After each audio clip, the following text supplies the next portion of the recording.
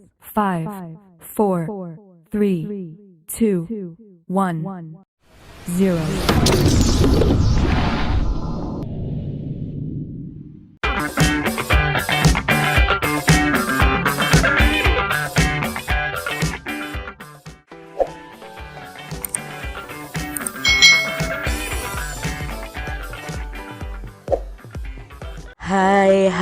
Hai, selamat datang di channel YouTube Kak Citra.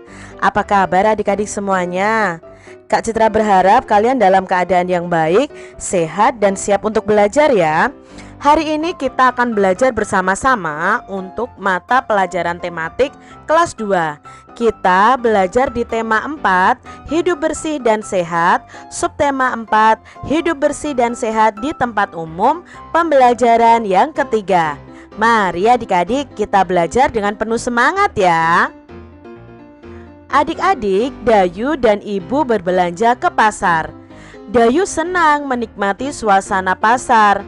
Namun Dayu prihatin dengan kebersihan pasar. Pasar terlihat kotor dan becek.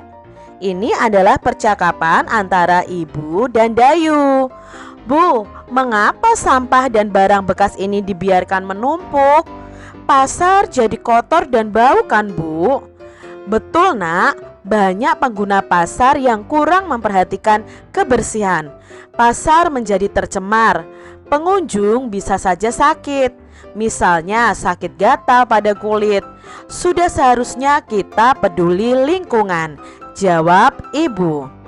Dari percakapan tadi ada beberapa pertanyaan yang akan kita jawab adik-adik. Apa isi percakapan Dayu dan Ibu? Nah, isi percakapannya adalah mereka sedang membicarakan tentang pasar yang kotor. Mengapa terjadi penumpukan sampah dan barang bekas di pasar? Ya, terjadi penumpukan sampah dan barang bekas di pasar itu karena banyak pengguna pasar yang kurang memperhatikan kebersihan adik-adik. Jika ada orang yang membuang sampah sembarangan di pasar, apa yang akan kamu lakukan adik-adik? Nah, kalian harus apa? Berani mengingatkan ya. Apa yang akan kamu lakukan jika melihat sampah berserakan di pasar? Nah, mungkin kalian kalau sampah yang berserakan mungkin sedikit ya, kalian bisa membantu membersihkannya. Atau kalau terlalu banyak, kalian bisa memanggil petugas kebersihan pasar dan meminta tolong untuk membersihkan sampah yang berserakan. Apa yang akan terjadi jika pasar jarang dibersihkan adik-adik? Kalau pasar jarang dibersihkan, otomatis pasar akan menjadi kotor, bau, dan menjadi sarang penyakit. Itu yang akan terjadi adik-adik. Di sini ada teka-teki silang yang akan kita isi bersama-sama adik-adik.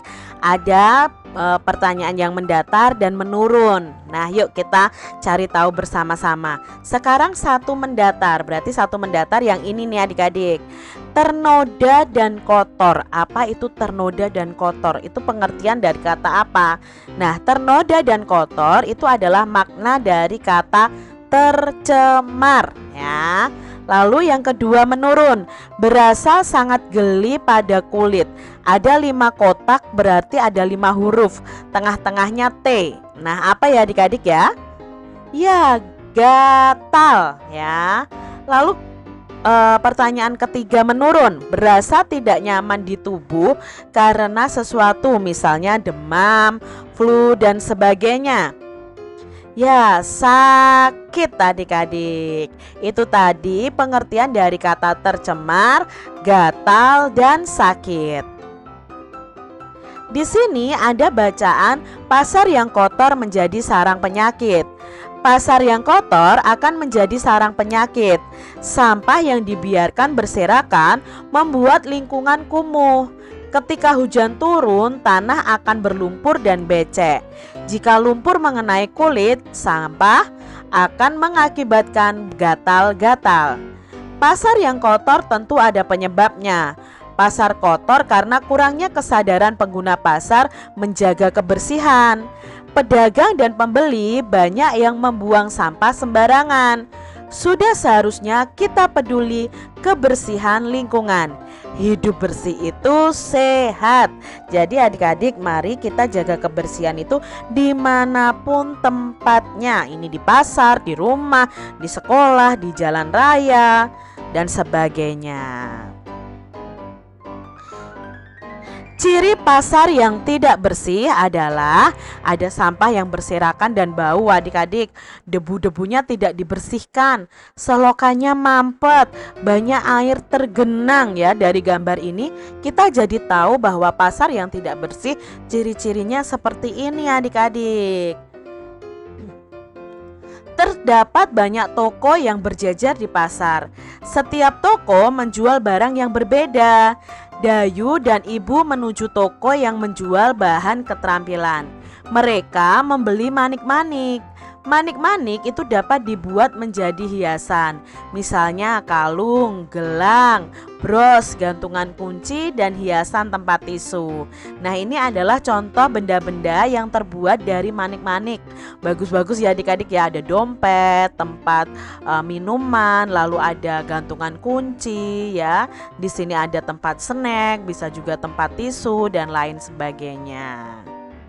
Nah, cara membuatnya bagaimana adik-adik? Membuat hiasan dari manik-manik, yang perlu kalian persiapkan adalah gunting, benang atau nilon, manik-manik ya.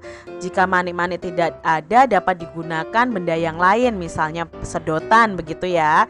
Siapkan beberapa buah manik-manik yang berbahan plastik. Jika manik-manik tidak ada, bisa diganti dengan sedotan. Pilih warna dan ukuran yang digunakan ya, sesuai dengan selera kalian. Potong benang atau senar sesuai panjang yang diinginkan. Masukkan benang atau senar ke dalam manik-manik dengan kombinasi warna yang menarik. Lalu ikatlah ujung benang dengan senar tadi ya. Semuanya kalau sudah terisi penuh. Nah, kalung atau gelang sudah bisa dipakai. Jadi kalian membuat kalung dan gelang dari manik-manik. Adik-adik, di sini tadi ada tempat tisu yang terbuat dari manik-manik ya, yang dihias dari manik-manik. Lah, tempat tisu itu termasuk bangun ruang balok adik-adik. Bagaimana bentuknya? Ya seperti balok.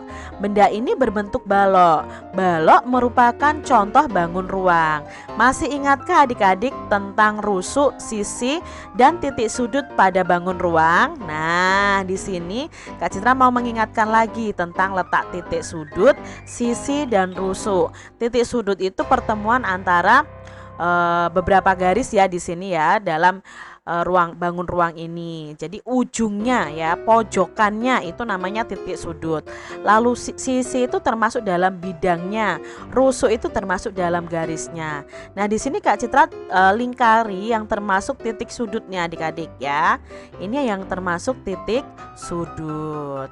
Nah, jadi banyak rusuk pada balok ini ada 12, banyak sisinya ada 6, banyak titik sudutnya ada 8. Sekarang kita lihat di sini, kita akan kelompokkan bangun ruang berikut berdasarkan banyak rusuk, sisi, dan titik sudut. Kita lihat gambar yang pertama yaitu kubus. Ya, kubus itu banyaknya rusuk ada berapa garisnya? Coba adik-adik, apakah banyaknya rusuk 12 atau 9? Coba adik-adik hitung. Ya, ada 12. Banyaknya sisi tutup atas, tutup bawah, depan, belakang, samping, berarti ada 6. Berarti nomor 1 ini, gambar kubus ini, banyaknya rusuk ada 12, banyaknya sisi ada 6, banyaknya titik sudut ada 8.